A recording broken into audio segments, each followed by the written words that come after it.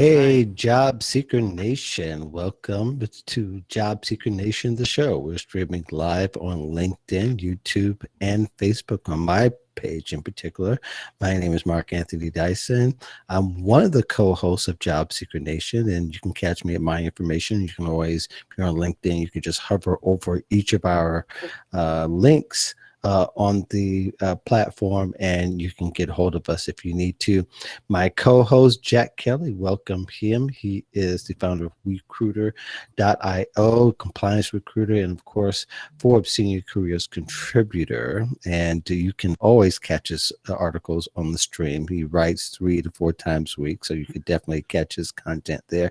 And our guest, my man, Kenneth L. Johnson, diversity recruiter, founder of East Coast Executives. I almost lost it. And of course, I misspelled it there as executives with a U. It's correct below. You know what? I didn't even notice. Yeah, Wait, below is correct. Executives. Above is yeah. I didn't even know it. I didn't even notice it. Yeah. I know. It's funny. You don't notice that but somebody's going to go and misspell it, but the bottom one executives. Is correct. So welcome to Kenneth. He also works with Google, Indeed, and New York Urban League, as he is fervent in helping the plight of the job seeker. How are you, sir? Man, I'm good. Hey, listen, it was called, somebody had it as East Coast Executioners one time. I'm like, hey, that's not us. That's not us. So just dropping the U is not a problem at all. Like, we're fine. Yeah, that's not a good way to brand yourself. That's not a good marketing. East Coast Executioners. Well, I mean, I guess depending what country you're in, maybe it is. No. But yeah, we're here to answer your questions. So if you're joining us for the first time, let us know that you're a newbie or what they used to call a neophyte. Let us know that you're here for the first time. Or if you're joining us back, just let us know where you're from and where you're getting us at. We're streaming live. So it's LinkedIn, YouTube channel. You can go to Job Seeker Nation, use the hashtag when you go so you can find the show.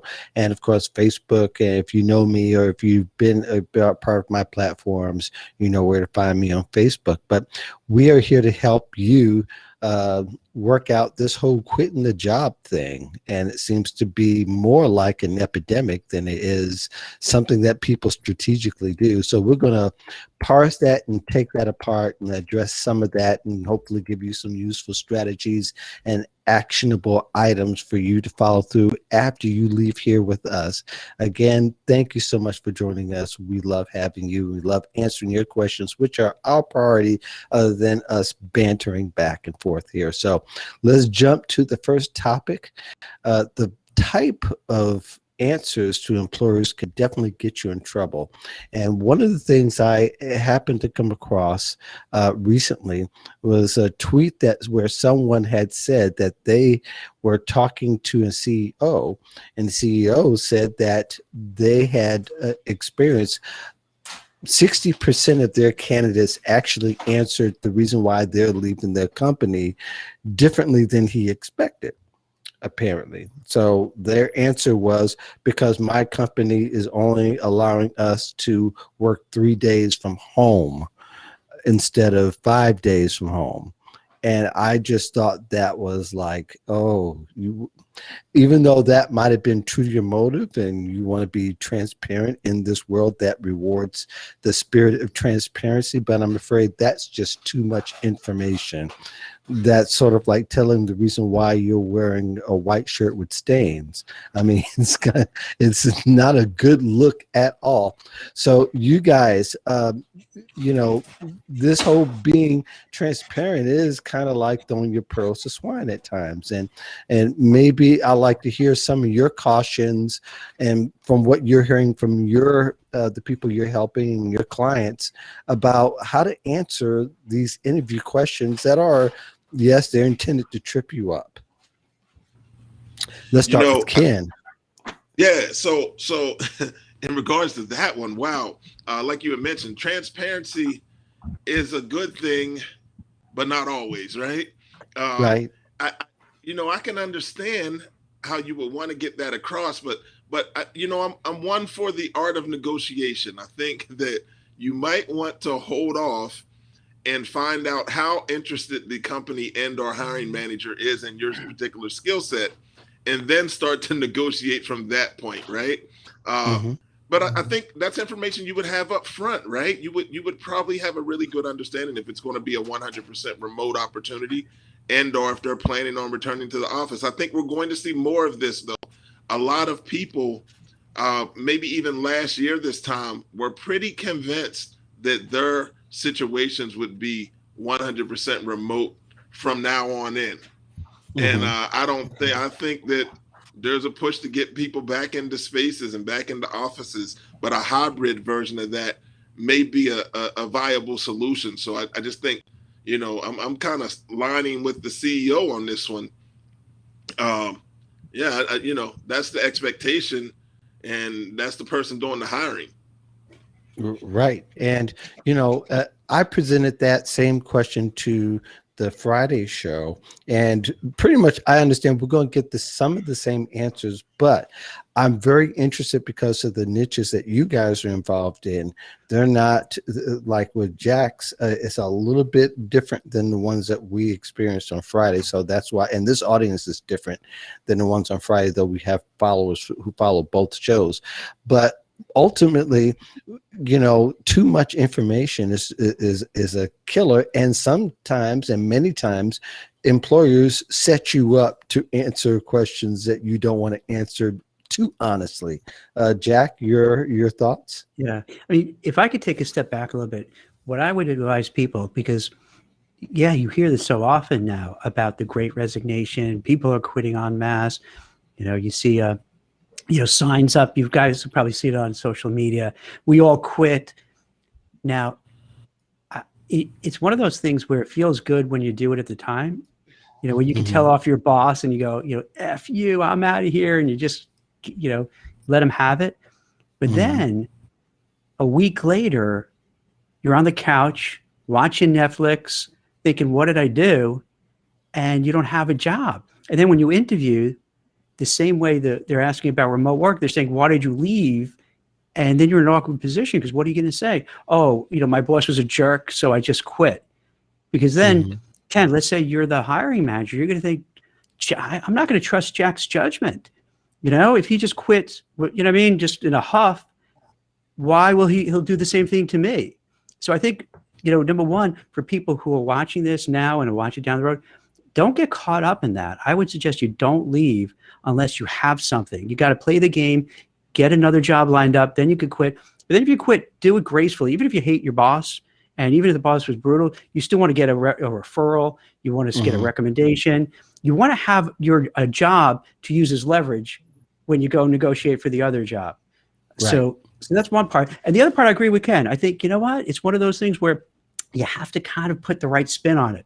I mean, you could say you want remote, but then I would suggest if you want to work remote, maybe you have young children, so you have to take your kids to childcare, to school. You have to pick them up for school. You have a sick relative.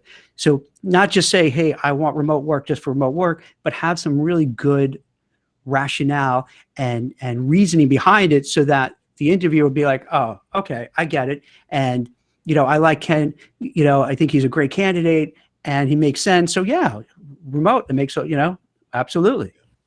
Yeah, this is the day and age, and Ken, I'm going to let you comment just a second, but I want to say that this is probably the first time as we know it.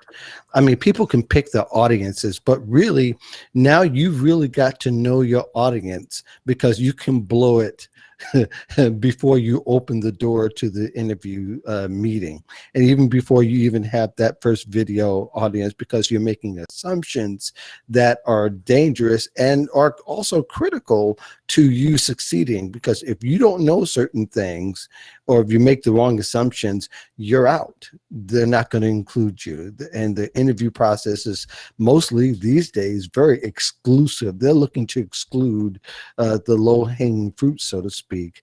And you might make it past the ATS, so to speak, but you still got maybe 3-4 10, 12 hurdles to jump as far as interviews. Go ahead, Ken. Yeah, no, just to kind of piggyback on what Jack was speaking about, there's some give and take in these situations, right? So you're speaking to the CEO or the hiring manager, whomever that is, but I don't know where this individual fell on the org chart. But people are responsible to all their employees, not just you. So Right. you have to kind of understand that it might be best to Jack's point, build an argument on why you should be the one to be given a remote opportunity when maybe everyone else is working in a hybrid model. So yeah, it's really important to kind of have your ducks in line and have your, I don't even want to call it an argument, but have your your your reasoning for requesting this really in line, and also know where you can add value and how maybe have some examples about how you've been able to navigate that in the past 18 months and still produce results. Yeah, It makes a lot of exactly. sense. Jack? Yeah. Jack? No, I think that makes a lot of sense. That's perfect because the manager, the CEO, everybody's going to be saying the same thing for the most part. The vast majority is going to want to work remote. And you have to start deciding who really deserves it, who has the best story to tell for why they should have it. So you have to be, I like what you're saying, Ken. You have to have like your pitch, why it makes sense and why it's reasonable, why it's logical, and why they'll choose you to do it instead of somebody else. If they have that. Sometimes you could just do everybody and then it's not, that's good. Right. And we got to keep in mind here that people aren't practicing and aren't ready. The people who interview badly before everybody starts shifting are going to continue to interview bad unless they change it after the great big shift. So just because there's a movement doesn't give you a greater chance. It just gives you more of a chance to be exposed for all of your weaknesses and the things that you're not ready for. So, in that, having said that, this kind of emphasizes the most important part of interviewing and being ready, Ken, is that people need to practice interviewing, because interviewing 5 years ago is a whole lot different than interviewing now, because your first interview is likely a video interview. And then that video interview, you may not, before even having a video interview, you may not interact with a human being till after the video interview. That could be 3 or 4, 5 interviews in. So it's a lot differently. So in your estimation, what are some practical ways that people can start to prepare for interviews and this new world of interviewing? Yeah, I think, it's interesting because you're right. Like, I was speaking to a friend and they were in a process where they probably had 3 to 4 touch points before they actually were with a live person. But I think some of the tried and true principles to interviewing still are in play. You need to do your research. I suggested to him, I said, you're acting surprised by this, but it's possible that Glassdoor or one of the other resources could have showed you or informed you that this was how it works at this organization. And then you could have been prepared for it accordingly. But I think, it's just like anything else. Yeah, yes, it's changed a lot, but the principles that are in play, that were in play before, are still valid. Research, be prepared, be flexible, have strong behavioral-based interviewing techniques that you bring to the table with you, so you can answer some of those behavioral-based questions about, how you've added value in the past. That stuff never goes anywhere. Past performance is a really good indicator of future performance, and I think that stays into play. But if you can tie your skill set directly to what the employer is looking for or where you can add value over there, that stuff is solid, virtually or face-to-face. And I think some of the techniques, or one technique I think is really important when you're interviewing with a bot, that you may think that your energy level is going to be the same if you were in person or if you're doing it live. And I have found, just through experience and talking with people about interviewing is that your energy is a little different, and you have to be very intentional how you streamline that energy, because it needs to be like as if they're having that conversation in the same room. For most people, they come way under, and I find that older workers come even further, even further than that, because they're not feeding off the energy of another person. They're feeding it off whatever in artificial intelligence there. Jack, your thoughts? See, I go to this. It's like sports. If you're playing baseball, you just got to go out there and keep hitting balls, fielding, catching. Just kind of keep doing the basics, so that if you're interviewing, you just have to work at it, because you could get better at it. If you just go in and wing it, maybe if you're like super charismatic, and some people are just really great schmoozers. It's really interesting. Like, I'll find sometimes you'll see on a resume, a person has a job, because they're awesome at selling themselves and getting the job, but they suck at doing their job. So they always stay one step ahead, but they're able to keep getting jobs. So you get those, but most people aren't like that. Most people have trouble. So what you have to do is you got to have like an elevator pitch. You got to practice. You got to figure out like the frequently asked questions that companies give, role play it, have someone critique you. Because if you do it, then after a while, you're just on autopilot, because then it's so easy, because then you could just talk naturally, and you're not worried, because you're actually waiting for some of the questions because you prepared so much. It's like baseball. You're waiting for that right pitch, and then you see it. You're like, yes. You know what I mean? And it's like, this is awesome. Same thing. They'll ask, so tell me about yourself. And you're like, okay, I practice this. I have it. And so instead of dreading the interview and the questions, you're kind of looking forward to it, and say, it's because you practice so much that you could do a good job. So I think that's like one of the biggest keys. In addition to what Ken was saying, do your homework, research, know who your audience is, who you're going to meet with, and all that kind of stuff too. Yeah, Jack, your point is really important, because as people pivot, like a lot of to what Mark was speaking about, this great resignation piece. Some of these people are trying to pivot into new career paths and fields and industries. So some of the stuff that you were successful with at your old job, you're really talking about the soft skills and the transferable skills versus the actual hard skills of the work. So it's really important that you practice what it is that you're going to position as your value proposition, right? And that comes through the practice, like you said. Left-handed pitcher, right-handed pitcher, right? I still want to be at the bat. I still want to be at the plate. Yeah, so. See, you're so right about it, because what happens, I run into this a lot, where someone is doing X, and I can't blame them. They want to pivot. They want to reinvent themselves. They want to do something different. I get that. I respect that. But if you don't have an argument why you would be good at that, except for the fact, hey, I want to do something else. Well, we all want to do something else. We all want to do something that's cooler and better and going to make more money. But you have to have, way how you could sell yourself. You have to really be smart about it. Like, all right, what skills, what background do I possess that would cross over? And you have to really sell it, because they're going to be skeptical. And this is what's tough about these companies. They'll say they're open-minded, but they're not. So you have to make sure that you could really resonate, where they'll say, oh, okay, you want to move into this space. All right, it does make sense what you're saying. But if you can't give a good pitch about it, they're going to be like, no, thanks, goodbye. Yeah, most of the interviewers who are, active online and active in their networks, their expectations are now higher than they ever been before, because they expect you to, that you know something about the company. And if you don't know anything about the company, that means you don't care about the company. So anything you say after that is going to just fall to the ground, and say, I'm really excited. Well, how can you be excited about something you don't know? So I think that barrier to entry. But what is the one thing in your estimation, each of you guys experience, maybe even in the past few months, that you like hearing from a candidate that's interviewing with you? Ken? Wow, that's a good question. And we've been, so prior to the pandemic, we had no remote opportunities that we were actively searching for. Now I believe we have 11 remote jobs.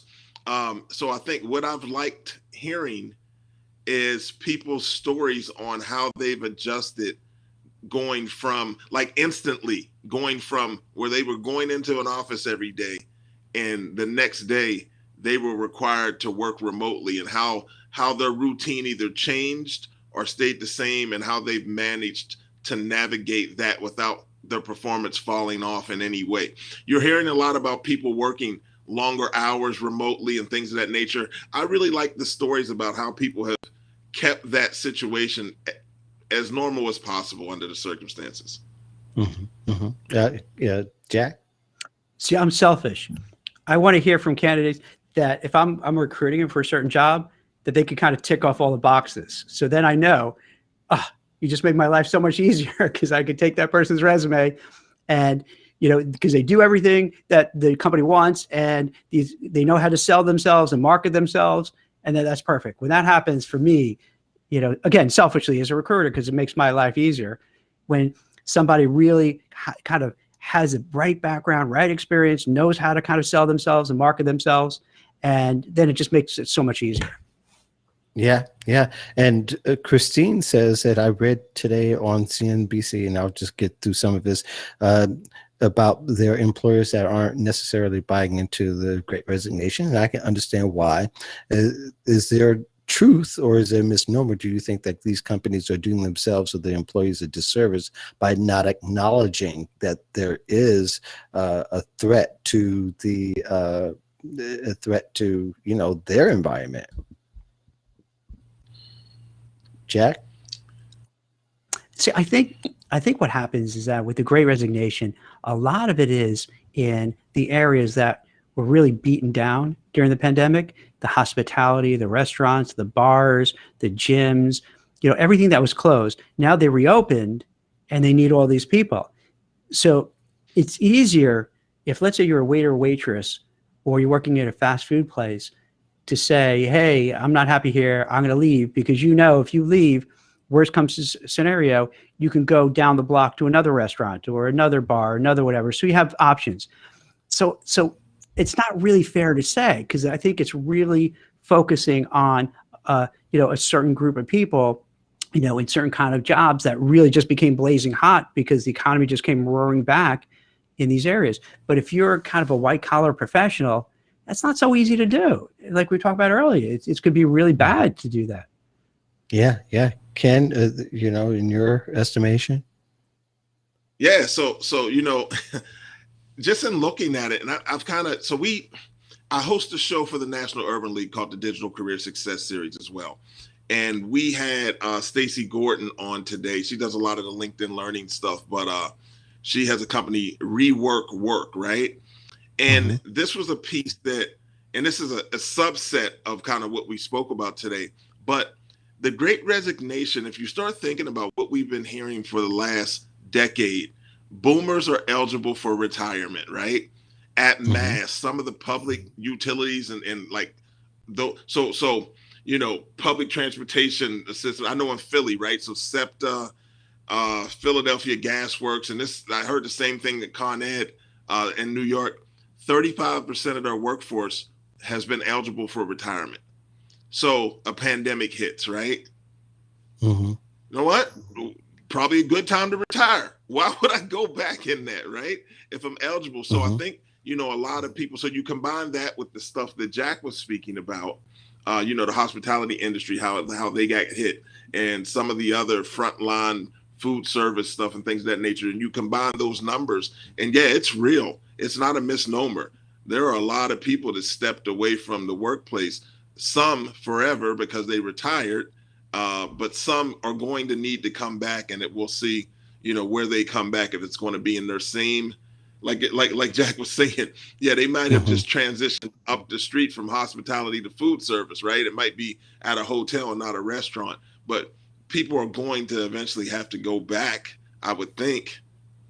Hey, Ken, so it's interesting. So let's say in Philly, so if they work in mass transit and their retirement age, they're saying, who needs it? Let me take my early retirement and just get out of here. Because then they're probably figuring this is not going to be fun when people are coming back and you have all the issues. And we've all seen videos like in New York. There's so many videos of the trains and how bad it is. And just the other week, when you had that storm, it was just hard. I don't know if you guys saw some of those videos. It was just horrible. Like commuters that try to go home need waist deep in dirty water. It's horrible. So I could see how these people just say, I'm out of here. I don't need this. I don't need this aggravation. And so and I live in Harlem. I live in New York City. There's a group of people that are just saying, I still don't feel 100% safe. Yeah. Right. So you went through the pandemic, you survived, but people lost spouses, parents, siblings. And if you're eligible for retirement and you don't have to deal with jumping on the 2-3 A train every day, hey, why would I? Why would I? Like, I've learned how to live. Like, people really have learned how to live with a little less during the pandemic, I think. So you combine some of that stuff and you get people not returning to work. But again, I don't know if it's just a complete resignation, but some of it's a retirement as well. How is it in New York? Go ahead, Jack. How is it in New York? Because I haven't been there since the pandemic, pretty much. Yeah. We're back. We're good, man. Yeah. It's the city feels like the city again. So that's a positive thing. It was the strangest thing. And I know Mark's originally from Harlem, but it was strange for that year and a half to not have to sit next to anyone on a train in New York City. Like even to be able to sit in general was a plus, right? So but now I've been out and about, and we work from a WeWork space, and so I move around within the framework of that. But it's getting to be it feels like New York again. So I'm happy about that. So if people commute in, it's not as bad as maybe when things were deserted. So it sounds like it's much better. Yeah, but I don't mind the crowds and things. I like the energy. I feed off the energy of any city, Chicago, LA, wherever you're at. I feed off the energy. So I think the energy has returned, and that's an exciting thing. And New York's very heavy on the hospitality and restaurant industries. So they're open now. When they were closed, like that was a big hit. Like that's where the activity's at. No Broadway, just completely black. And so things are getting back to normal, which is a plus. God bless. Yeah, I think it's gotten real though, because my experience recently, and I told this on Friday, the other show, that we went to a restaurant on Monday, Chili's. They had one server. So they could only have so many people. So for that industry to say, as somebody had said, well, this is kind of exaggerated, but you got one server, that says a whole lot about your industry. And really, I think it's going to be per industry. And I think one of the things that Mona had asked, he says, can you tell us your view on how to manage job search when being in a very busy job? And if you're in a very busy job at this particular time and you're getting hit for the fact that if you are short and you're working short and you're also taking on responsibilities from people who have left, then your job search is going to look a whole lot different than everybody else's. There are two things I can say. One is, you've got to manage and set your expectations that your job search is going to be a little bit slower because you're trying to also pay the bills. Is the reason why you're there at that job. And if you have been planning, then you haven't been kind of hearing a lot of the mantra that has been taking place in learning some new skills, thinking about your situation, because there are people who have, and people who are actually out there and really are connecting with employers right now. They've done the work a year before, last year at this time. They have already started ramping up their career development, the professional development, getting certifications, whatever it took to move to that job. So when it came time, when that industry was hiring, they were on top of it. Everybody else who didn't pay attention to that, you're now a year behind. In essence, you might be even light years behind to some degree because you've been involved in it. And there are people who fit the different situations. But Jack, I'll toss it to you for a sec.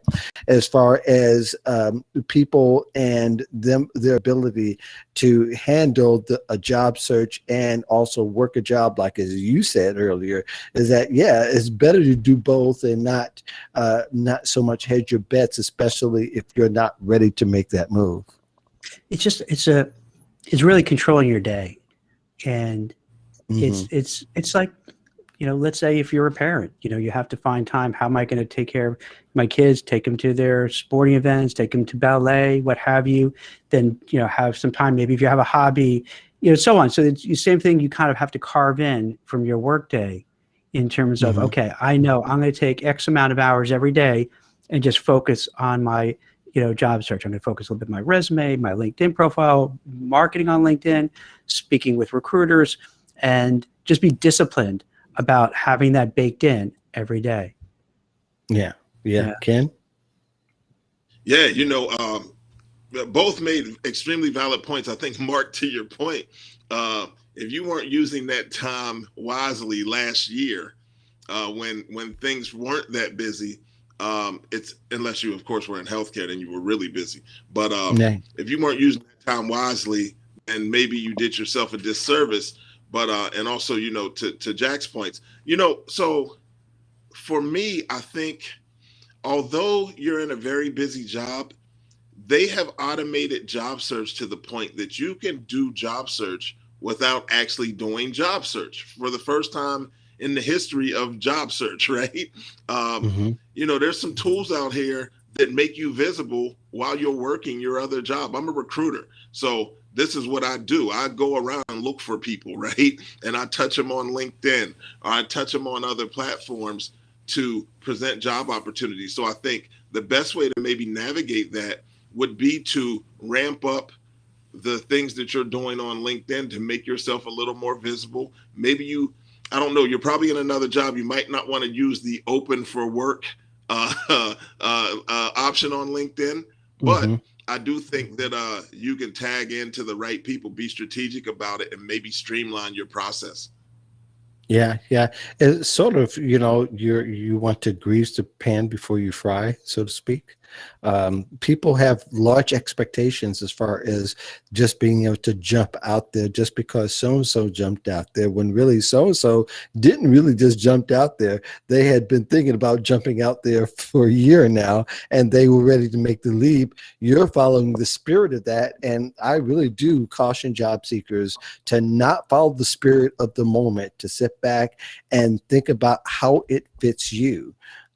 I think it's just really critical. I wrote a piece on the voice of job seekers recently. Very interesting reactions, and I think this is important. And it kind of goes into it. There's a lot of new career coaches and career professionals and people giving advice now on LinkedIn. Some people, I don't know where they come from. One moment they're engineers, next thing you know, they're also career coaches, and who never gave. And I'm not criticizing. I'm just saying the reality of the situation is that there's a lot more career professionals. But when there's a surge of career professionals, because it happened back in 2011, 2012, there's also a surge of indifferent advice on LinkedIn. And Jack, I know that you've come across a couple of them, and maybe you can echo or give some examples of some of the things that you've run across and some advice. Not that you're trying to hate on the advice, but sometimes the advice is not sound advice to me. I mean, tell me if I'm right, wrong, or indifferent. Yeah. I mean, there are a lot. Yeah, there's so much, advice that it's not helpful. Like, for instance, don't take the first offer, or don't take the first job that you get an offer. Well, it doesn't make sense. That could Yeah. be the best job ever. Like, you know That what I mean? That could could be, be, it could be don't the you know? best, right? It could be like fantastic, once in a lifetime. And no, it's the first one. I'm not going to do it. That's, Yeah. it's like, that's a great example of like, wait, all right, you got to think critically. Okay, maybe this is a great job. I just lucked out. Sometimes in Right. life you luck out. Wow, first job, first go round, I got the best thing. That's Yeah. great. It's like when you Yeah. play poker. You got a great hand. You made a lot of money. I'm out, folding, taking my The money, taking my the chips off the table. I'm done. I'll echo that, because I've Yeah. heard recently people say, and they're trying to get into the salary negotiation space in a way, by way of resume writing or by way of career coaching, and saying that their clients have made 12,000 more than they ever had before, or their last job. And I know that's the new sexy, but some of it saying, that you should never take the first offer. I have a problem with some of that. Some is good in strategy sometimes if you're seasoned and you're expecting it, or if it just is ridiculous. But I think sometimes it just needs a little bit more context. Ken, your experience? Man, I tell you now, you guys are giving me the chills here because I'm a, I operate in the executive search space. So if I get somebody an offer and they say, "Hey, Ken, this is the first job I looked at. I think I'm going to back off of that one," I'm probably going to jump off of one of these bridges around here, right? Listen, yeah. So yeah, I've noticed this, Mark, and I try to go to the places where people have had consistency. That's why when you reached out to offer me the opportunity to join yourself and Jack, I was familiar with Jack's Forbes stuff. Like he's a subject matter expert in this space. He's a leader, a thought leader, and it's verified. We've done things together before, Mark. I know who you are out here. I encourage everybody, and I've been doing this recruitment work on my own for 20 years, but even before that with other organizations, right? So it's not hard to find out who's been out here doing the work. And I think when it comes to your career, I'm not knocking anyone that just came in, but I would hinge my bets on people with a little more experience. And that's just me. So yeah, we'll see who's in it, a few years from now down the road. We'll see who's still here, because I got a feeling that a lot of people won't be. Yeah, and I agree. And this is just to bring up a point. It's more or less that there needs to be job seekers need to be more cautious. Not that I'm saying that career coaches need to stop being career coaches. Be who you are. But I mean, if you're giving great advice, it will show. It will come up. People will start to refer to it. People will start to find it. I think that's how I think you and I kind of connected. We connected because you found one of my articles and you read it on your radio show. I mean, or at least you discussed it. And, Yes. That said something. But I think overall, though, I think job seekers need to stop taking so much advice to heart, because some of it is not intended for them.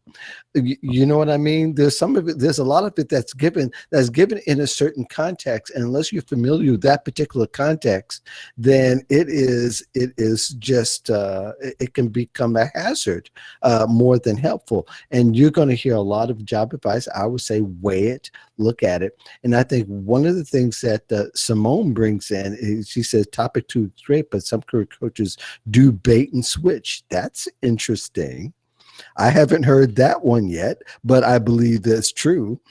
She says, yes, they're business owners, but most people looking for work cannot afford what career coaches are charging. This is where I got into trouble one time by saying this one little sentence, that affording a career coach is a luxury item. And boy, did I got heat for saying that in a particular discussion page, that, and they'll say that everybody needs career coaching. Well, not everybody can afford career coaching. And, there are people in different tiers, and they may give the same advice as so-and-so on the lower tier. Career coaches are going to be career coaches, and it's not a regulated industry as such. But all this to say is that, yeah, that kind of makes people pause and makes skeptical also out of any bit of career coaching advice that they may hear from folks. Jack, you have any thoughts about that? For Ken and I, it's I don't want to say it's a luxury product, but it's a premium service when you're recruiting. So I can't throw stones because we charge a nice fee. Well, yeah, you guys are in the executive area. Yeah, so you can charge 20, 25%, 30% of the base annual salary, what have you. So I'm not going to say I applaud anybody who has a service that's valuable and that you deliver. Hey, God bless. That's great. Yeah. And speaking of that, I've got to. Go ahead. I've got to go soon. So go ahead. Your area must be really hot now, right? Where you're in, Ken? Yeah. Let me chime in. I'm going to answer that. Let me chime in real quick, Mark. Career coaching is not a one size fit all solution, right, for everybody. But really, that was part of the my point in article. having a coach, the point in having a coach is about accountability. So if you lack in accountability, you may want to invest in a coach, right? But there's a ton of information out there, and if you're able to pull that in and do your own thing, you can kind of find your way through. But Jack, yes. We're finally, as a diversity recruiter, we get phone calls now, right? Finally. I hate the reason behind it. A gentleman was murdered, and people started talking about accountability and social responsibility, and in turn, our phones started ringing pretty frequently, and we're taking full advantage of it. Trust it, right? But yeah, so we've been pretty busy, but I think there's a rap lyric that my buddy, and it's so there was it's the music industry, right? So people always they weren't getting paid for their work, right? And it's like when you were speaking about the percentages, we're coming in high. We're coming in high because look, we've been telling you guys for years that you kind of need to look at workplace diversity, and everybody ignored us or didn't want to own up to the fact that it was lacking. So now that we get these phone calls, we're not even negotiating. Hey, you called us. We're here. We're a solution, right, and we're prepared to walk away. But you might want to really take us serious this time around. So yeah, we've been doing okay. That's great. Now, how hard is it to find people? Because I know just generally, in a tight market or in a hot market, it's challenging. Like, do you see, is it hard? Is it easy? Is it like, how is it across like all sorts of companies you deal with? You got to understand where we came from. I've been doing this work for 20 years. I used to pull out the phone book and the yellow pages. So now I know before the internet, before LinkedIn. Now I got LinkedIn, I got Seek Out, I got tools that I can use. It's not hard at all right now, man. I used to try to meet people outside of their offices. Really? Just to have a conversation. Yeah, like, man. Just wait outside. I'd wait outside and try to bump into them like they were coming out of the Wait a minute, get out. building. I've never thought of that before. So what, you wait out like a big building knowing that like there'd be certain candidates that would be like, and just like strike up a conversation? Some of the buildings weren't that big, but it might be, say, I'm looking for an accountant and they're working in a regular building. I know what they look like. Look, there wasn't a lot of diversity, so I'm just waiting for the black guy that comes out with the suit on, right? So I believe it. I truly believe it. Right. Usually I would know what they look like, though. And I just say, hey, listen, I've been trying to get in contact with you, because I would leave a couple voicemails, of course. And I hate to approach you in this fashion, but this is really important for me. And usually it was well received. I'm very respectful of people in their time, and they understood what I was trying to do because I came to them on the foundation of workplace diversity and just doing the work and presenting opportunities. And a lot of times I would tell them, hey, it might not even be you, but if you know anyone within your network, friends, associates, colleagues that might have interest, I'd like to speak to them. And I think you're the person that could get me to them. And it would work. But I'm glad I don't have to do that anymore. So, and look, after 9/11, we couldn't even get in the building. So I couldn't hang out in the lobby. Oh, my God. I couldn't do it anymore. I can imagine. That you have to change the strategy. But I think one of the things that people have to understand that in you guys' line of work, you're recruiting executives. That approach is a whole lot different. First of all, for most executives, they're not using job boards. They are using a network. And they're using their networks and contacts from their business dealing. So many of them do have a foundation. There's some that are not using that or haven't had to use it for many years, and they're learning to use it. I get that.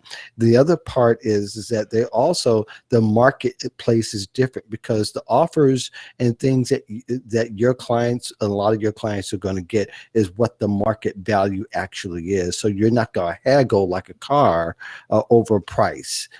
In some cases you are, but at least it's going to be somewhat in the neighborhood of what you've already gotten. having said that, a lot of people don't have that luxury if they're not executives, especially their first time in management. They're getting lowballed, and they're getting they're getting questionable offers, or they're getting offers where they have to do a second guessing, where they have to think a little bit harder about it.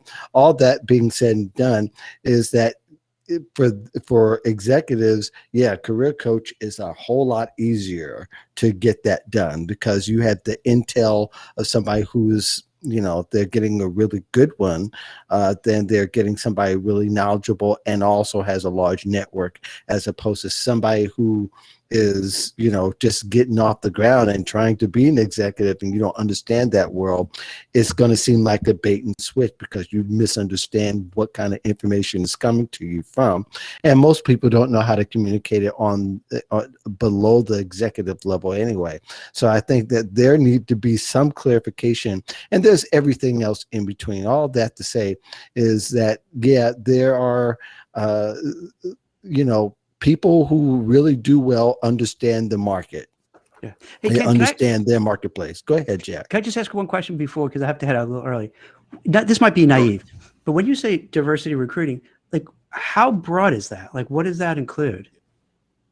Well, that's a great question. And, for us here at East Coast Executives, diversity recruiting for us, and this is based on kind of the space we chose to get into, and the space that our client companies choose to have us operate in. It's typically people of color, and by that I mean African American candidates and our Latinx talent. That's it for us. Now, I understand that a lot of stuff, there's some intersectionality, right? There are Black people in the military, and there are Black people that are LGBTQ plus, right? So there's intersectionality, but I've never had a company come to me and say, hey, we're interested in hiring, military talent, or or something like that. They usually come to us and say, look, we're interested in diversifying our workforce by adding some African American and or Latinx talent in these key positions. Can you help us? Even so, you have that major focus, but for companies, what else would they include? What would be some of the other things? Yeah, I know. I have some friends that work in the areas of people that are living with disabilities, right? So I've had people want to kind of recruit people in that fashion. I have a lot of friends that recruit military on that side of it, and those are the two that like often they come to us and say, hey, let's try to work together. It's typically those two demographics, so we kind of work through that, but at the end of the day, we're trying to identify the best talent in the space. And with our client companies, although they come to us seeking workplace diversity, you know as well as anyone, as you recruit through, you're going to talk to anybody that's in the space doing great work. And if I find a candidate, I don't care if they're green. Look, if they're doing the good work, I'm presenting them, before someone else does, right? Yeah. But ultimately, when companies come to us, they're asking us to identify African American and Latinx talent. That's great. And so, yeah, how long do you think this is going to last for? This is probably going to be a big boom for a while, huh? I don't know, man. When it comes to hiring people from underrepresented groups, that window closes pretty fast. You think so? Right. Yeah. So we're just trying to hold it open and bring as many people in as we can. But I do think, I'm hoping you're right. I hope that we've turned the corner and people make a real commitment. There's been a lot of financial investment in hiring global directors of diversity and inclusion and things of that nature. So if they're doing their jobs right, they'll keep the foot on the pedal and make people really adhere to these diversity metrics that some of these large companies have put out here as their benchmark for how they want to move into the next future of work. So we're here for all of it. That's great. Yeah. This is great. And I know, Jack, you've got to run. Yes. He's doing the future of work on his timeline. Yeah. This is what we talked about earlier. Try to be very okay, here's what I want to do. Got to kind of keep going on that schedule. So I don't mean to be rude and pop, but it was really nice meeting you. We know you got to pop out. Thanks. And I'll talk to you later. I'm going to watch the broadcast as well. Thank you. In the meantime, Kim, what do you have coming up what do you have coming up in the Wow. next Oh, week or two? You're doing so much. I get lost in it. So, hey, what look, you got man, going? you're the one with like 3 shows. It's not me. You're doing a lot of work out here too, man. I see you out here in the space. I've been on, I think 3 of your different platforms so far. So that's amazing. I love Yeah, what you're that doing is out here, true. man. Thank you, sir. Thank you, sir. Keep waving the flag for us, man. I appreciate you. So what we have going on I think it is August 4th, on the Urban League Digital Career Success Series platform.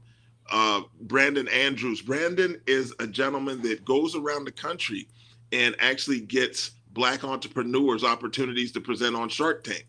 So we're Nice. doing the entrepreneur mindset on the Digital Career Success Series. On the 22nd of July, I have Amazon coming to the New York Urban League platform to do an information session about jobs there. What I'm really excited about right now, Mark, and you're part of it as well, but the Black Box, the Career Consciousness Portal for Black Hmm. men, is going to launch September 20th, man. So I'm Oh, excited nice. about that. We're planning out a big event to announce the launch of that. But thank you so very much for contributing, and we'll look forward to kind of expanding on that relationship with you moving forward. But I'd also like to find a time to get away.